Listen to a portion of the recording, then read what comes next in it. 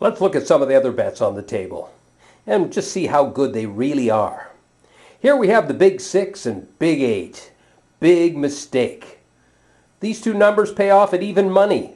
Whereas if you just take your money, shuffle a little across the table right over there and put it on the 6 and 8 directly, it pays off with odds. So instead of putting your money down there, put it over there on the 6 and 8.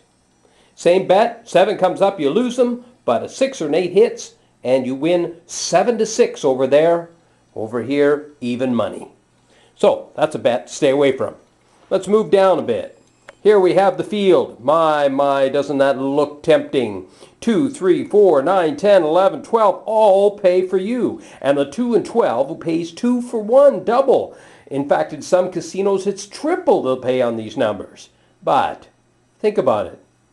You add up all the possible ways those numbers can come up.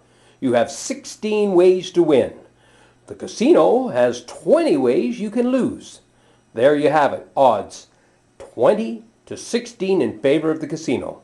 Not a good bet. Moving along, we get into the proposition area. In the center area, we have some really high odds bets. Look at those. My goodness.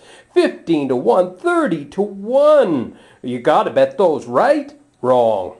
30-1, very poor odds. Think about it. Putting a buck down on each one of these. Say put a buck down on the 12 there. Every time the dice are rolled. The 12 comes up once in 36 rolls. 35 times you'll lose. That once that it comes up, you'll get paid $30.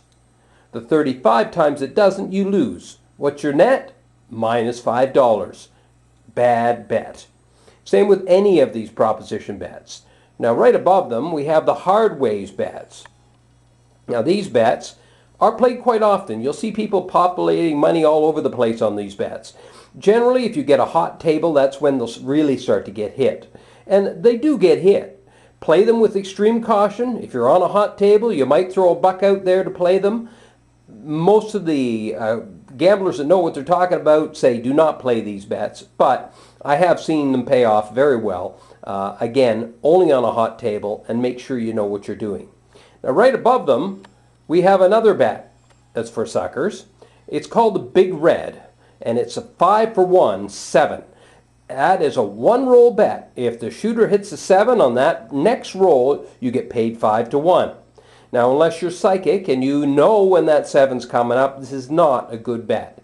Once again, 5 times, 5 for 1, it pays off.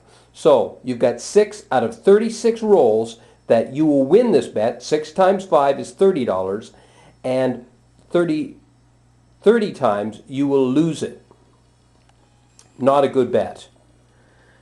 At the other end of the board down here, we have 8 for 1, any craps. Now, a lot of casinos will pay 7-1 for this bet.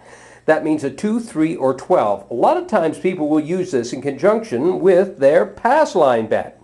You put a $5 pass line, you throw a dollar to the pit guy, and you say $1 any craps, and he'll put it on the any craps for you.